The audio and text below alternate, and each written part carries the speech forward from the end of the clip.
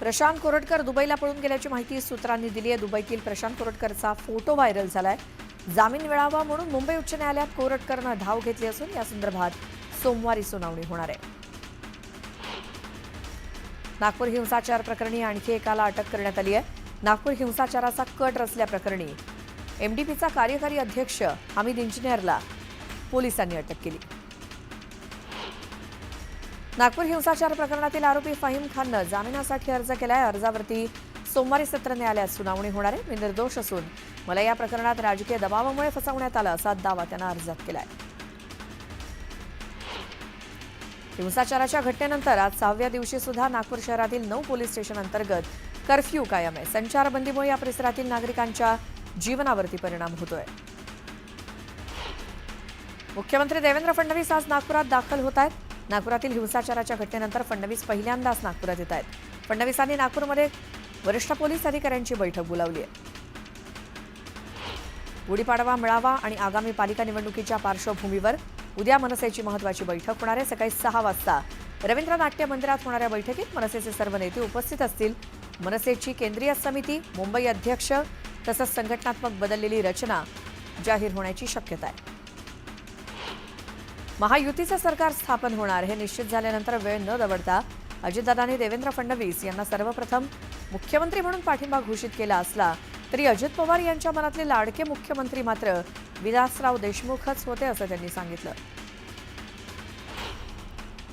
नवनियुक्त आमदार संजय खोडकेंचं अमरावतीमध्ये जोरदार स्वागत करण्यात आलं। यावेळी विदर्भात अजितदादांची राष्ट्रवादी वाढवणार असा विश्वास संजय खोडकेंनी व्यक्त केला। बांगलादेशमधील हिंदूंवरील अत्याचाराविरोधात राष्ट्रीय स्वयंसेवक संघाकडून मोहीम राबवली जाणार आहे। विशेषतः आंतरराष्ट्रीय समुदायामध्ये या विषयाची चर्चा व्हावी आणि हिंदू अल्पसंख्याकांच्या अधिकारांच्या रक्षणासाठी ग्लोबल आवाज उचलला जावा यासाठी संघाकडून विशेष प्रयत्न केले जाणार आहेत।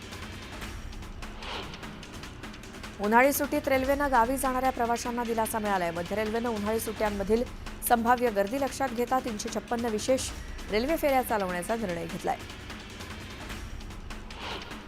सोनं चांदीच्या दरात विक्रमी वाढ होते। सध्याचे दर सर्वसामान्यांच्या हाताबाहेर गेलेत। अनेक जण गुंतवणुकीचा सक्षम पर्याय म्हणून सोनं खरेदीकडे वळू लागलेत। एप्रिल आणि मे महिन्यात लग्नसराई सुरू होणार असल्यामुळे सोन्याचे दर आणखी वाढण्याची शक्यता सराफा बाजारातून व्यक्त होते। पावसाळा सुरू होण्याआधी घरोघरी मसाला बनवण्याचं काम सुरू होतं। यासाठी गिरणीमध्ये गर्दी बघायला मिळते। तिखटाची लाल मिरची, धणे, जिऱ्याचे दर स्थिर असल्यामुळे गरम मसाला बनवणं काहीसं स्वस्त आहे।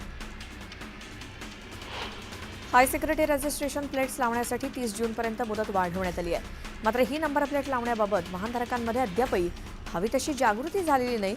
जिल्ह्यामध्ये फक्त 10,000हून अधिक वाहनधारकांनी नोंदणी केली। जवळपास 1800 जणांनीच ही नंबर प्लेट बनवली आहे। मध्यमवर्गीयांच्या 4 चाकी आणि दुचाकी वाहनांवरील कर वाढवणार नाही। मात्र 30 लाखांपेक्षा जास्त किमतीच्या इलेक्ट्रिक वाहनांवरती 6% कर आकारण्यात येणार आहे। वाहतूक नियमांचं उल्लंघन करणाऱ्या चीनी बनावटीच्या वाहनांवर कारवाई केली जाईल। तसंच राज्यामध्ये पार्किंगबाबतचं धोरण लवकरात लवकर आणण्यात येणार आहे अशी माहिती परिवहन मंत्री प्रताप सरनाईक यांनी दिली। शहरी भागातही कुपोषित माता आणि बालकांना पोषण आहार मिळणार आहे। शहरातील मुलांचं कुपोषण कमी करण्याचा राज्य सरकारनं निर्णय घेतलाय। महिला आणि बालविकास मंत्री अदिती तटकरे यांनी या संदर्भात विधान परिषदेत माहिती दिली। रेल्वे मार्गावरील रुळांची दुरुस्ती तसंच सिग्नल यंत्रणेतील तांत्रिक कामांसाठी रविवारी रेल्वेच्या 3ही मार्गांवरती ब्लॉक आहे। त्यामुळे रविवारी 3ही मार्गांवरील प्रवाशांचे मेगा हाल होणार आहेत। धारावीतील शाळकरी मुलं आणि पादचाऱ्यांच्या सोयीसाठी पादचारी पूल बांधला जात नाही तोपर्यंत शिवपूल पूर्णपणे पाडणार नसल्याचं मध्य रेल्वेनं जाहीर केलंय। रहिवाशांच्या मागणीची दखल घेत पादचारी पुलाचं बांधकाम होईपर्यंत शिवपूल पूर्णपणे न पाडण्याचा निर्णय घेण्यात आलाय। एसटी महामंडळ उन्हाळी सुट्टीत प्रवाशांना थंडगार प्रवासाचा अनुभव देण्यासाठी सज्ज झालंय। राज्यभर 872 वातानुकूलित शिवशाही बसेस प्रवाशांच्या सेवेत धावणार आहेत। उन्हाळ्यातील प्रवाशांची वाढती मागणी विचारात घेऊन एसटी महामंडळानं पुरेशा वातानुकूलित शिवशाही बसेस चालवण्याचा निर्णय घेतलाय। प्रधानमंत्री आवास योजनेच्या माध्यमातून राज्यामध्ये 20 लाख घर उभारणीचं उद्दिष्ट आहे। इतर कोणत्याही राज्यापेक्षा जास्त आणि आतापर्यंतच्या उद्दिष्टापेक्षा दुप्पट उद्दिष्ट महाराष्ट्राला प्राप्त झालंय। ही घरं सर्वांना परवडणारी असल्यामुळे घरं घेण्याचं स्वप्न पाहणाऱ्यांना आणखी एक संधी मिळणार आहे। केईएम रुग्णालयात आतापर्यंत होरपळलेल्या महिला आणि मुलांवरतीच उपचार आणि शस्त्रक्रिया होत होत्या, परंतु आता भाजलेल्या आणि होरपळलेल्या पुरुष रुग्णांवर सुद्धा रुग्णालयात उपचार होणार आहेत. यासाठी नवीन अद्ययावत अशा बर्न आयसीयूचं काम सुरू करण्यात आलंय. बँक खात्याशी जोडलेला मोबाईल क्रमांक बंद असेल किंवा बदललेला मोबाईल क्रमांक यूपीआय खात्याला जोडलेला नसल्यास अशी खाती 1 एप्रिलपासून बंद केली जाणार आहेत. म्हणजे या खात्यांना पुढच्या महिन्यापासून ऑनलाईन व्यवहार करता येणार नाही. मुंबईतील कमाल तापमानात वाढ झाली असून पारा 35च्या पुढे गेलाय. गेल्या 2 दिवसांपासून तापमानात अचानक 4 अंशांनी वाढ झाली आहे. शुक्रवारी तर 36 अंश सेल्सिअस तापमानाची नोंद झाली. पुढील 3 दिवस कोकण आणि विदर्भात मध्यम ते मुसळधार पावसाचा येलो अलर्ट हवामान विभागाने दिलाय. मात्र मध्य महाराष्ट्र आणि मराठवाड्यात कमी पावसाचा अंदाज वर्तवण्यात आलाय. अरबी समुद्रात चक्रीय स्थिती निर्माण झाल्यामुळे राज्यात बाष्पयुक्त वारे येत आहेत. अहिल्यानगरमध्ये तापमानात वाढ होत असल्यामुळे जिल्हा शासकीय रुग्णालयात उष्माघात कक्ष सुरू करण्यात आलाय. पुढील काही दिवसात तापमान 39 ते 40 अंश सेल्सिअसपर्यंत जाण्याची शक्यता आहे. धाराशिवमध्ये तापमानाचा पारा 38 अंशांवरती जाऊन पोहोचलाय. उन्हाचा चटका जास्त असल्यामुळे नागरिकांनी खबरदारी घेण्याचं आवाहन आरोग्य विभागाने केलंय. कोकणातील समुद्रात वादळसदृश्य परिस्थिती निर्माण झाली, त्यामुळे रत्नागिरीतील हर्णे बंदरातल्या मासेमारीला ब्रेक लागलाय. हर्णे बंदरातील हजारो बोटी उभ्या असल्यामुळे मच्छीमारांचं मोठ्या प्रमाणात आर्थिक नुकसान होत आहे. पुण्याच्या खराडी चंदन नगर परिसरात पत्नीसोबतच्या भांडणातनं वडिलांनी 3 वर्षांच्या पोटच्या मुलाला संपवलं. हत्येनंतर वडिलांनी मुलगा हरवल्याचा बनाव केला. या प्रकरणी पोलिसांनी आरोपी वडिलांना अटक केली. लोणावळा, चाकण तसंच मोशीच्या बाजारात कांद्याला अल्प भाव मिळत असल्यामुळे शेतकऱ्यांना नुकसानीचा सामना करावा लागतोय. सध्या कांद्याच्या भावात 10 ते 15 रुपये किलोपर्यंत घट झाल्यामुळे कांद्यानं शेतकऱ्यांच्या डोळ्यात अक्षरशः पाणी आणलंय. अकोल्यातील पंजाबराव देशमुख कृषी विद्यापीठातील नोकर भरती संदर्भात चौकशी समिती गठीत करण्यात आली आहे. नोकर भरतीला स्थगिती द्यावी अशी मागणी रिपब्लिकन पार्टी ऑफ इंडिया युवक आघाडीकडून करण्यात आली आहे. औरंगजेबाची कबर हटवण्याबाबत पोस्ट सोशल माध्यमातून व्हायरल झाली होती. या प्रकरणी बीडमध्ये दोघांविरोधात गुन्हा दाखल करण्यात आलाय. 2 समाजात तेढ निर्माण केल्याचा प्रयत्न केल्याचा ठपका ठेवत हा गुन्हा दाखल झालाय. औरंगजेबाच्या कबर प्रकरणामुळे खुलताबाद, वेरूळ येथील धार्मिक आणि पर्यटन स्थळावरील वातावरण अजूनही तणावपूर्ण आहे. त्यामुळे गेल्या 15 दिवसांपासून जवळपास 100 हॉटेल व्यावसायिकांचं बुकिंग रद्द झालंय. त्यामुळे लाखो रुपयांचा फटका हॉटेल व्यावसायिकांना बसलाय. दक्षिण काशी श्री क्षेत्र पैठण येथील संत एकनाथ महाराज संस्थानचा मानाचा वारकरी भूषण पुरस्कार बीडच्या महंत लक्ष्मण महाराज मेंगडे यांना प्रदान करण्यात आला. नाथषष्ठीचा औचित्य साधून हा पुरस्कार वितरण सोहळा संपन्न झाला. उल्हासनगरातील संतोषनगर भागातील एका तरुणावर 3 जणांच्या टोळक्यानं हल्ला केला. लोखंडी रॉडनं बेदम मारहाण करण्यात आली. या प्रकरणी आरोपींवर कठोर कारवाई करण्यात यावी अशी मागणी स्थानिकांनी केली. अहिल्यानगर जिल्हा परिषदेचे मुख्य कार्यकारी अधिकारी आशिष येरेकर यांची कार्यालयातील अनुपस्थिती वारंवार निदर्शनास येते. त्यांच्या या अनुपस्थितीचा गांभीर्यानं तपास करून आवश्यक ती कारवाई करण्याची मागणी खासदार निलेश लंके यांनी राज्याच्या मुख्य सचिव सुजाता सौनिक यांच्याकडे पत्राद्वारे केली आहे. बीड जिल्ह्याचे भूमिपुत्र डॉक्टर ओमप्रकाश शेटे यांची आयुष्मान भारत मिशन महाराष्ट्र समितीच्या अध्यक्षपदी निवड झाली आहे. राज्याचे मुख्यमंत्री देवेंद्र फडणवीस यांनी महत्त्वपूर्ण जबाबदारी दिली आहे. मुरबाड वन विभागामार्फत मॅरेथॉन स्पर्धा ठेवून जागतिक वन दिन साजरा करण्यात आला. स्पर्धेमध्ये विविध वयोगटातील वनाधिकारी, वनपाळ, वनकर्मचारी, गार्ड या स्पर्धकांनी स्पर्धेत सहभाग घेतला. पाटण शहरामध्ये बिबट्याचा संचार वाढलाय. तहसील कार्यालयासमोरील पाळीव कुत्र्यावरती बिबट्यानं हल्ला करत त्याचा फडशा पाडला. त्यामुळे नागरिकांमध्ये भीतीचं वातावरण आहे. बिबट्याला लवकरात लवकर जेरबंद करावं अशी मागणी करण्यात आली. 10वी आणि 12वीच्या परीक्षेतील गैरप्रकार रोखण्यासाठी राबवलेल्या कॉपीमुक्त अभियानामुळे मागील वर्षीच्या तुलनेत 10वी आणि 12वी या दोन्ही परीक्षांमधील गैरप्रकारांची संख्या घटली आहे. यंदा राज्यभरात 10वीच्या परीक्षेत 89 तर 12वीच्या परीक्षेत 360 गैरप्रकारांची नोंद झाली आहे.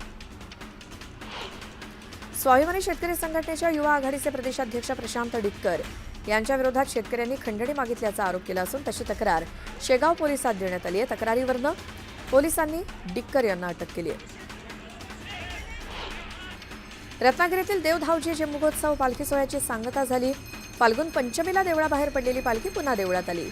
प्रसिद्ध देवधावजी शिमगोत्सवाची महाप्रसादानं सांगता करण्याची प्रथा आहे. रत्नागिरी जिल्ह्यातल्या दापोली तालुक्यात शिमगोत्सवाची धूम अजूनही कायम आहे. शिमगोत्सवात अनेक गावात वेगवेगळ्या पारंपरिक परंपरा जपल्या जातात. वेगवेगळ्या गावात शिमगाखेळी सादर करण्याची पारंपरिक प्रथा आहे, तर काही ठिकाणी मात्र पारंपरिक पद्धतीनं पालखी नाचवण्याचा आनंद भाविक घेत आहेत. अहिल्यानगरमध्ये महावितरणसह जलसंपदा विभागानं महानगरपालिकेकडे वसुलीसाठी तगादा लावला. नोटीस देऊनही वीज बिल भरलं नाही तर कुठलीही पूर्वसूचना न देता वीज पुरवठा खंडित करण्याचा इशारा जलसंपदा विभागानं महानगरपालिकेला दिलाय. चाळीसगाव तालुक्यातील रोकडे तांडा इथे 3 एकरातील ज्वारीला डीपीच्या शॉर्ट सर्किटमुळे भीषण आग लागली. या आगीत ज्वारी जळून खाक झाल्यामुळे शेतकऱ्याचं लाखोंचं नुकसान झालंय. नाशिकच्या ठक्कर बाजार बस स्थानकात मद्यपींकडनं सुरक्षा रक्षकावरती जीवघेणा हल्ला करण्यात आला. अंगावर पेट्रोल ओतून हॅपी होली म्हणून पेटवून दिल्याचा धक्कादायक प्रकार समोर आला. यात सुरक्षा रक्षक 60% भाजला असून आरोपीला पोलिसांनी ताब्यात घेतले. राज्य परिवहन महामंडळाच्या पुणे विभागातील स्वारगेट एसटी स्थानकातील महिला अत्याचार प्रकरणी 8 वरिष्ठ अधिकाऱ्यांवरती बदलीची कारवाई करण्यात आली. यापूर्वी 3 अधिकाऱ्यांचं निलंबन करण्यात आलं होतं, त्यामुळे कारवाई केलेल्या अधिकाऱ्यांची संख्या 11वर पोहोचली आहे. स्वारगेट एसटी बस स्थानकात घडलेल्या अत्याचार प्रकरणात बसमधनं आवाज बाहेर येतो की नाही याची पोलिसांनी शास्त्रोक्त पडताळणी केली. शिवशाहीमध्ये अत्याचाराच्या वेळी तरुणीनं आरोपीला प्रतिकार केला होता. मोठमोठ्यानं आरडाओरडा करून मदतीसाठी प्रयत्न केला, मात्र बस वातानुकूलित असल्यामुळे काचा बंद होत्या, त्यामुळे आवाज बाहेर ऐकू आला नाही असं पोलीस तपासात समोर आलंय. मुंबईतील चांदिवली विधानसभा क्षेत्रात मोठ्या प्रमाणात गुटखा तसंच अंमली पदार्थ विक्री होत असल्याबाबत आमदार दिलीप लांडे यांनी लक्षवेधी मांडली होती. तर राज्यात मागील वर्षभरात 150 कोटींचा गुटखा जप्त केला असल्याची माहिती गृह राज्यमंत्री योगेश कदम यांनी शुक्रवारी विधानसभेत दिली.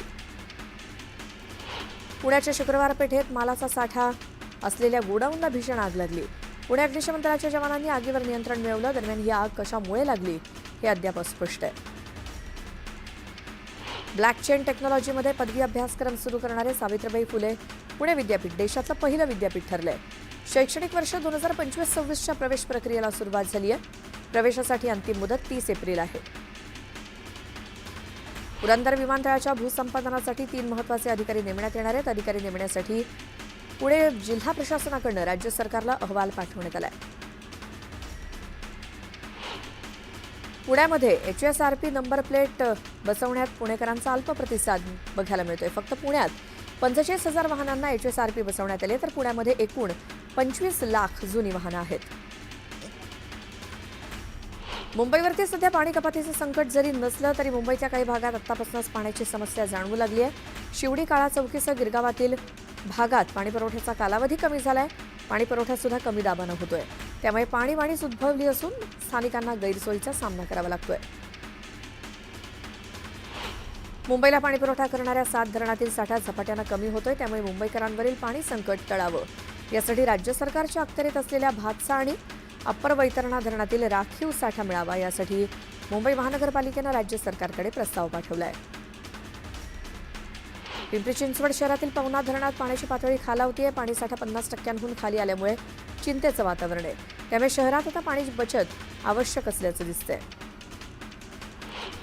धारावी पुनर्विकास प्रकल्पावरनं विरोधक आणि समर्थकांमध्ये शीतयुद्ध सुरू असतानाच दुसरीकडे धारावीच्या लगतच्या परिसरात क्षयरोगाचा विळखा घट्ट होतोय. क्षयरोगाच्या दृष्टीनं 4 धोकादायक वॉर्ड महापालिकेनं यापूर्वीच निश्चित केले. धारावी पुनर्विकास प्रकल्पातील 1 इंचही जागा अदानी समूहाला देण्यात आलेली नाही आणि दिली जाणारही नाही अशी माहिती कॅबिनेट मंत्री आशिष शेलार यांनी विधानसभेत दिली. गोरेगाव येथील पत्राचळ प्रकल्पातील 672 नव्या घरांची लॉटरी 23 मार्चला काढण्याचा घाट म्हाडानं घातलाय.